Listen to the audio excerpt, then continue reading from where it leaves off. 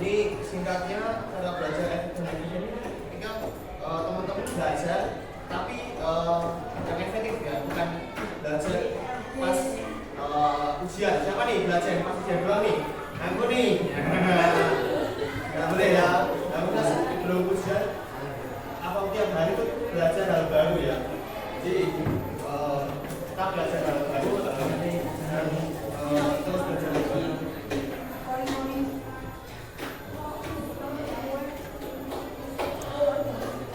Dan sebelum kita mulai kayaknya untuk ya ini ya, untuk mulai ini ya, kita berdiri dulu Mbak, berdiri dulu.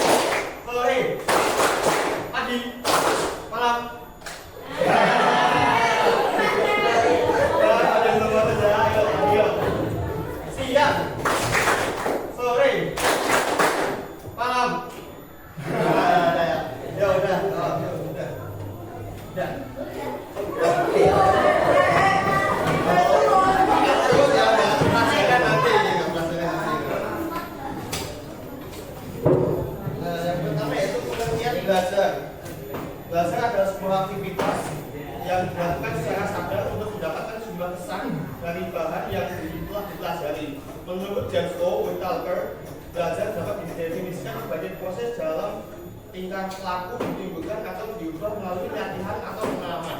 Nah, jadi belajar itu ketika kalian membaca buku, terus latihan bola atau yang lain, berarti nggak terfokus pada sekolah doang ya. Biasanya ini saya nggak suka olahraga nih. Nggak pada suka olahraga nih? Olahraga apa kan? Itu termasuk belajar ya. Tidak terfokus pada sekolah. Jadi di sini pengertian belajar.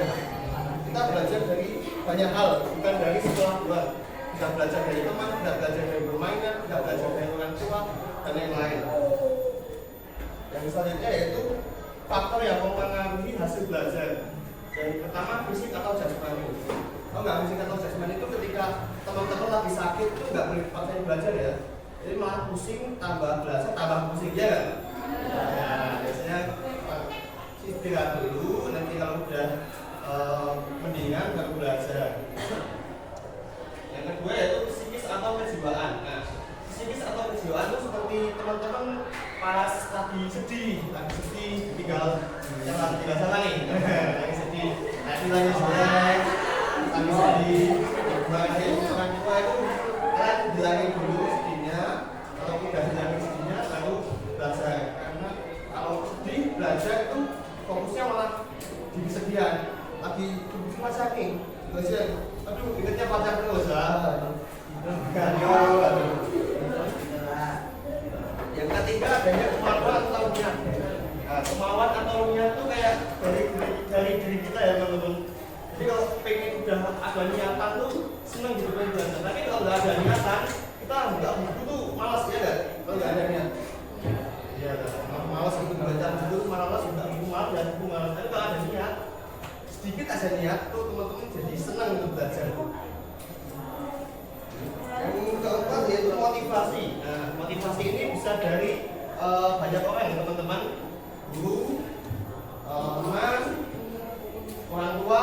Biasanya faktornya orang tua yang motivasi ya. Orang tua selalu kayak ketika kalian punya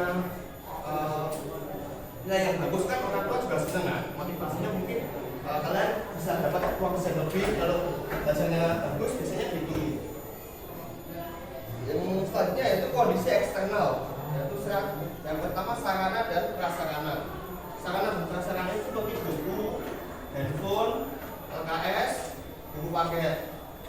siapa ini yang belajar biasanya pakai buku? Banyak ya semuanya. Pakai HP lah. Ada nggak belajar pakai HP? Banyak ya. Google nggak sih? ChatGPT nggak sih? Banyak ya. Yang selanjutnya yaitu lingkungan sekitar. Nah, ketika belajar kalian juga harus memperhatikan lingkungan sekitar. Kalau kalian lagi belajar, ada tetangga masih setel lagu dangdutan ya nggak bisa fokus loh, ya toh. Harus kalian kalau belajar itu yang tempat yang sepi, yang asri, yang enak, kayak di kamar, di rumah, di perpustakaan. Siapa yang suka belajar di perpustakaan ini? Ada? Ada. Tapi banyak kan di rumah ya, banyak kan ya.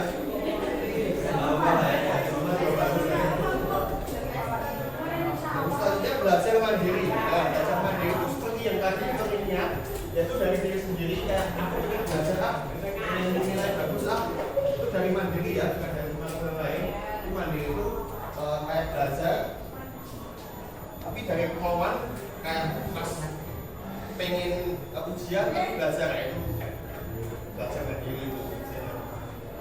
Yang ketiga, yang keempat, yaitu media belajar.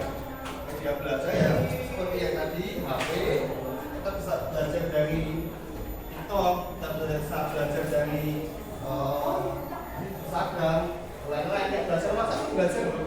Tapi jangan dipatokkan patok belajar itu nggak selalu di sekolah ya.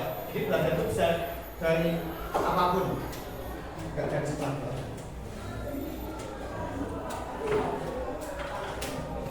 Yang selanjutnya yaitu cara mengenali gaya belajar. Yang pertama tes gaya belajar. Kalian suka gaya belajar yang apa sih? Yang mendengarkan, praktek, atau melihat. Jadi ada tiga ya, mendengarkan, praktek, melihat. Kalau biasanya SMP itu mendengarkan ya, kayak gini ya, mendengarkan ya. Nggak ada praktek kan? Jadi kalau SMP rata-rata mendengarkan. Mas, ini nanti ada di rumah ya. Oh, tidak nanti kalau ini batal. Yang kedua itu perhatikan kebiasaan belajar. Kebiasaan belajar teman-teman itu gimana sih? Di rumah gimana sih? Biasa di rumah atau di sekolah atau di teman? Nah itu banyak ya kebiasaan belajar ya. Jadi saya baik untuk mengetahui gaya belajar yang sesuai dengan diri sendiri adalah memperhatikan gaya belajar itu sendiri. Jadi kalian perhati nih, aku tuh sukanya belajar pas malam hari atau pas apa gitu.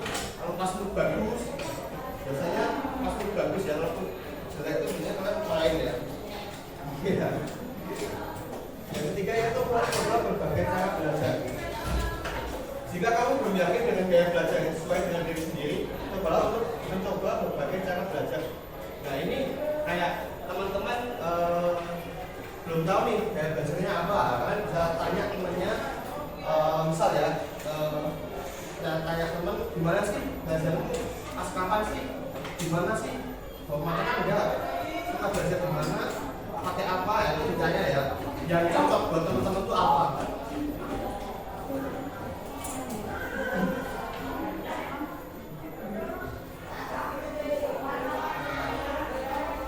Selanjutnya yaitu tanyakan pada orang lain. Kalian kan harus dapat bertanya pada orang lain tentang gaya belajar kamu, teman atau keluarga kamu yang bilang mungkin lebih mudah melihat kebiasaan belajar yang sering kamu lakukan. Nah, tanyain pada teman, keluarga atau yang lain. Kalau kamu belum bisa mengenali gaya belajar itu, tanya ke temennya ya atau ke keluarganya ya. Kayak contoh, gimana sih belajarku? Dari rajin belum? Masih legal-legal enggak? Itu ditanya ya. Kalau masih legal ya ditingkatkan lagi, nggak harus cepat-cepat, nggak harus kamu kalian tuh belajar 1 jam full tuh nggak harus. Jadi di sesi belajar itu karena HP nggak apa-apa, nggak harus belajar 1 jam, nggak boleh. Itu malah bikin stres ya. Itu diselingi dengan santai, baca buku, main HP dikit-dikit, tapi ya jangan keterusan tekol tiketnya. Ingat belajarnya masih ada ya. kesimpulan dari materi hari ini yaitu kita mengetahui gaya belajar dan cara belajar yang efisien pada diri kita sendiri. Nah, selanjutnya yaitu kakak akan membagikan LKPD, lembaga kerja peserta didik. Ini cuma 3 soal, nggak susah-susah. Bacain ya, apa yang kalian tahu tentang belajar dan jawab. Sebutkan beberapa faktor yang mengaruhi belajar. Dan yang ketiga, sebutkan satu strategi belajar yang efektif menurut kalian. Nah, ini dijawab semampu kalian aja. Semampu kalian aja. Bisa mungkin aja, kalau dipaksain.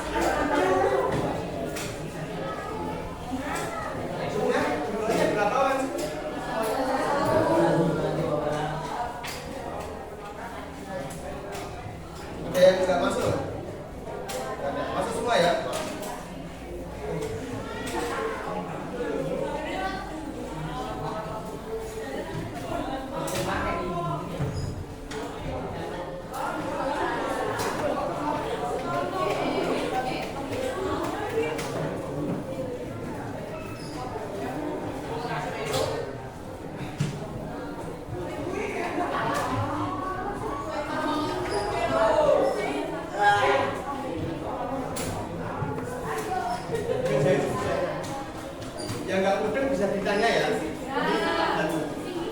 Ya, bawahnya. Jadi nanti di sini ya. Nama, kelas. Kakak beri waktu sekitar 10 menit, cukup nggak? Kurang? 10 menit aja ya. Gampang kok, nggak susah nggak Pak? Yang itu saya nggak.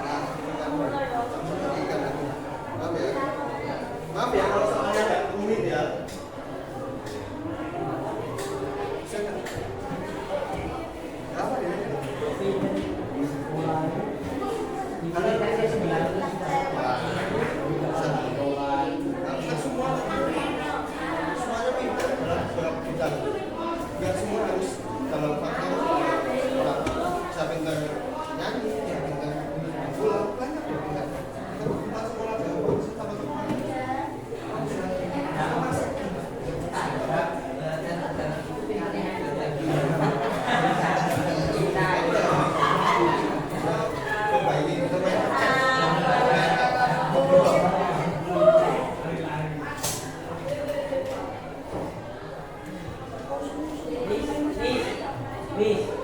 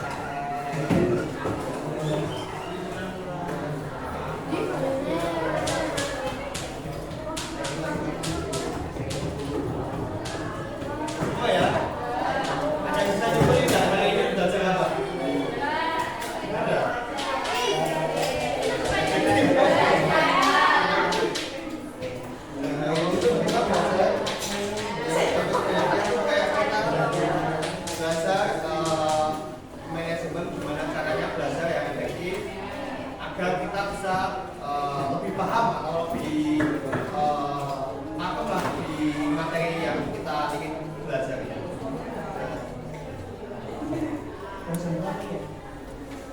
Karena kan udah sesinya udah lengkap, mau belajar makasih sama teman-teman udah bisa ngikut pembelajaran kali ini. Kita belajar bareng, seru-seruan bareng. Gimana? Asik apa boleh? Asik. Males. Apa ya? Kita akhiri dengan bacaan